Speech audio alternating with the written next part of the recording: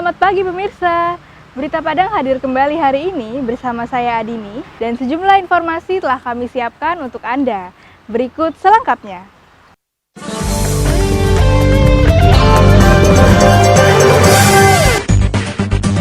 Pemerintah Kota Pariaman secara resmi mengumumkan salah seorang warganya positif terjangkit COVID-19. Pasien yang sehari-harinya bekerja sebagai bankarman di Rumah Sakit Umum Daerah Pariaman itu diduga tertular setelah merawat seorang pasien warga Kabupaten Padang Pariaman yang positif di rumah sakit tersebut. Untuk mengantisipasi penyebaran COVID-19, sebanyak 119 personil di Polres Bukit Tinggi melakukan pemeriksaan cepat di halaman Mapolres Bukit Tinggi pada Senin siang. Rapid test COVID-19 ini dilakukan kepada seluruh personil Polres, para tahanan, serta warga sekitar Mapolres Bukit Tinggi. Lembaga Pemasyarakatan Kelas 2A Padang memproduksi sendiri baju hazmat dan masker di bengkel kerja mereka. Baju hazmat dan masker ini merupakan kerjasama dengan sebuah konveksi di Padang. Baju hazmat yang dibuat sudah sesuai dengan standar karena bahan dan polanya ditentukan oleh konveksi tersebut.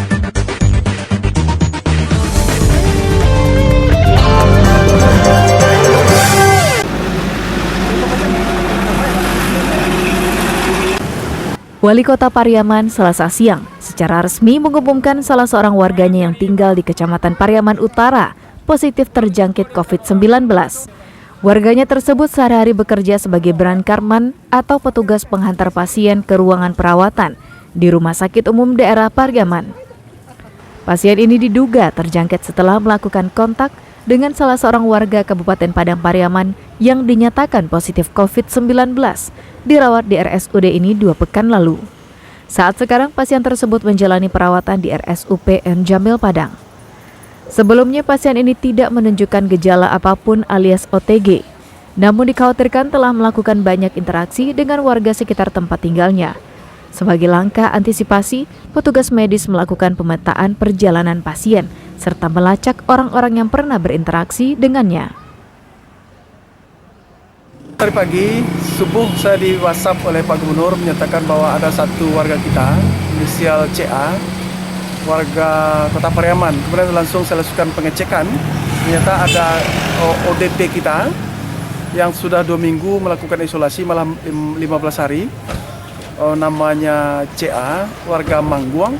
Beliau adalah petugas kesehatan di Rumah Sakit Umum Pariaman yang dulu bersentuhan dengan korban positif corona yang berasal dari Kabupaten Padang Pariaman. Saat ini di Kota Pariaman tercatat hampir 1.300 orang sebagai notifikasi, yang sebagian besar adalah perantau. Sedangkan 26 diantaranya ditetapkan sebagai orang dalam pemantauan atau ODP. Egi Rafki melaporkan dari Pariaman.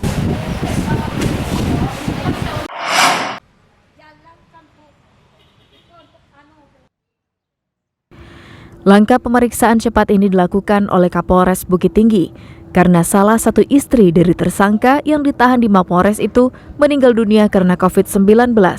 Tak mau mengambil resiko, seluruh personil yang pernah berinteraksi dengan tersangka diperiksa oleh Dinas Kesehatan Kota Bukit Tinggi. Sedangkan 6 orang personil dari Satres Narkoba diperiksa secara intensif dengan cara mengirimkan swab personil yang bersangkutan ke Laboratorium Universitas Andalas di Padang. Hal ini dilakukan karena 6 orang personel ini lebih sering melakukan interaksi dengan tersangka saat mengungkap peredaran narkoba yang dilakoni tersangka.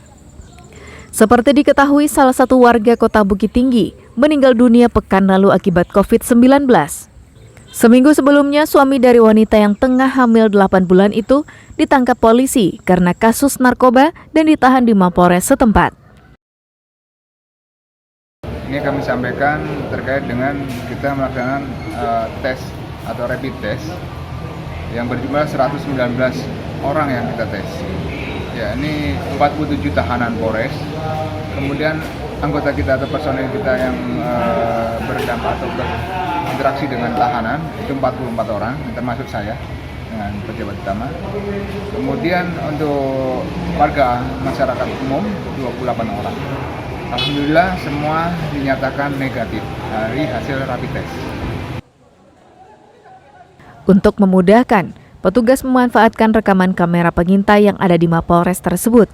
Dengan demikian, petugas bisa dengan mudah mendata setiap orang yang pernah berinteraksi dengan tersangka tersebut. Sri Louis melaporkan dari Bukit Tinggi.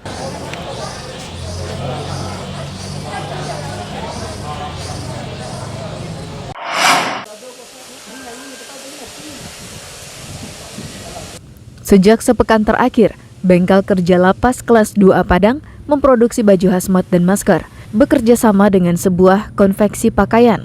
Dalam kerjasama tersebut, semua bahan disediakan oleh perusahaan konveksi, sedangkan warga binaan yang berdiam di lapas bertugas untuk menjahitnya.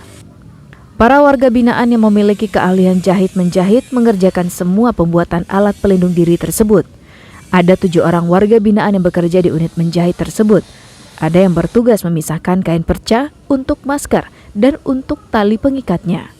Setelah dipisahkan, kain perca tersebut kemudian disortir lagi oleh warga binaan yang lain, disesuaikan dengan ukuran sehelai masker.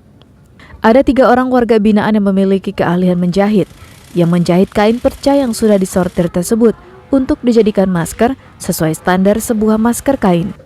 Untuk baju hazmat, para warga binaan ini mampu merampungkan 5 helai per hari, sedangkan masker dapat dikerjakan 100 helai per hari. Nantinya setelah rampung, baju hazmat dan masker tersebut diserahkan kembali kepada konveksi untuk didistribusikan kepada yang berhak menerimanya. Di unit menjahit kita dipercaya oleh pihak ketiga untuk membuat masker dan baju APD seperti yang di sebelah saya. Bahan-bahannya dari mana, Pak? Bahan-bahannya kita di drop dari pihak ketiga. Kita hanya diberikan kepercayaan untuk membuat saja. Namun bahan-bahan dan lain-lain itu disediakan oleh pihak ketiga. Polanya itu seperti apa, Pak?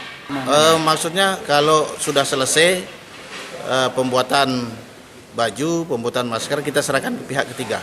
Nanti pihak ketiga yang akan mendistribusikan kemana mau didistribusikan.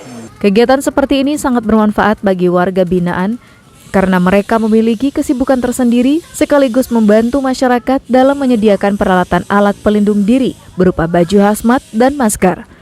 Laude Jordianse melaporkan dari Padang.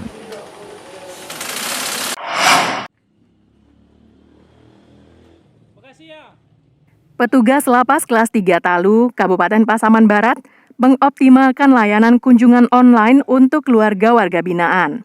Layanan online tersebut sebagai pengganti kunjungan langsung bagi keluarga setelah adanya larangan kunjungan oleh Kementerian Hukum dan HAM beberapa waktu lalu.